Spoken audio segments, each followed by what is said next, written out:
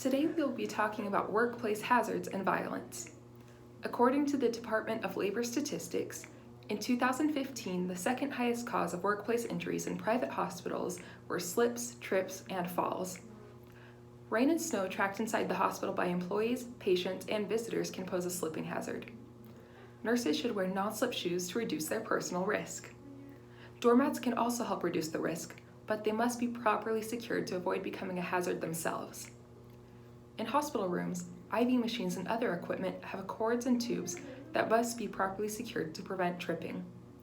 Equipment should be placed strategically to avoid obstructing walkways. By preventing slips, trips, and falls, we can save nurses from injury and unnecessary days off for recovery. Through prevention, we can make nursing a safer profession. In 2013, 13% of days away from work were the result of workplace violence, and the rate has increased in recent years. Workplace violence consists of physically and psychologically damaging actions that occur in the workplace or while on duty. The National Institute for Occupational Safety and Health classifies workplace violence into 4 basic types. Type 1 is described by individuals with a criminal intent who have no relationship to the business or its employees. Type 2 is described as an individual who has a relationship with the business and becomes violent while receiving services. Type 3 includes employees who attack or threaten another employee, and Type 4 includes individuals who have an interpersonal relationship with the target but no relationship to the business. Throughout history, disease has made many appearances. In 1832, cholera killed between 2 to 6 people per day. In 1906, typhoid fever had a major breakout. In 1916, polio was at its peak. In 2010, the whooping cough outbreak occurred and came back in 2014, and in 1980 until today, AIDS is still a disease we're continuing to fight and has killed close to 39 million people thus far. Although vaccines have been created to prevent some of these illnesses, there are still a few that cures have not been found for, such as AIDS and polio.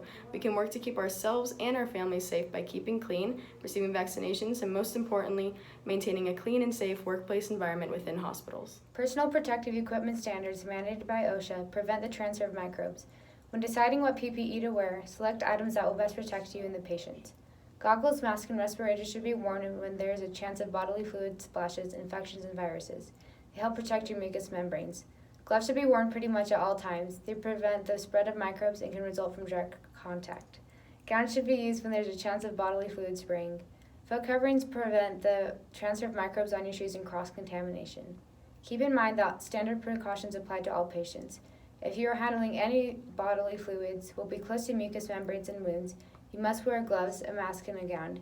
It is your responsibility to select what PPE to wear to prevent the transfer of germs. Another hazard found in the workplace are needle stick injuries. American healthcare workers suffer around 385,000 needle stick and other sharp injuries annually.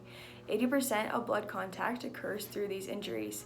More than 20 pathogens like HIV, hepatitis B and C, or syphilis can be transmitted through small amounts of blood.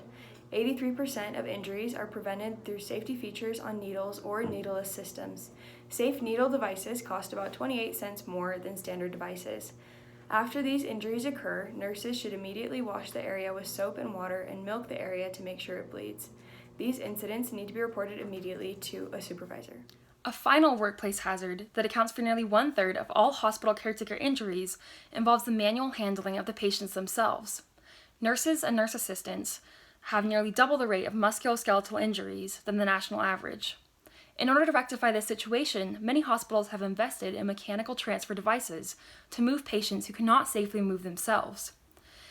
By investing in these devices, time is saved because you don't have to round up other hospital staff in order to turn or lift or move the patient manually.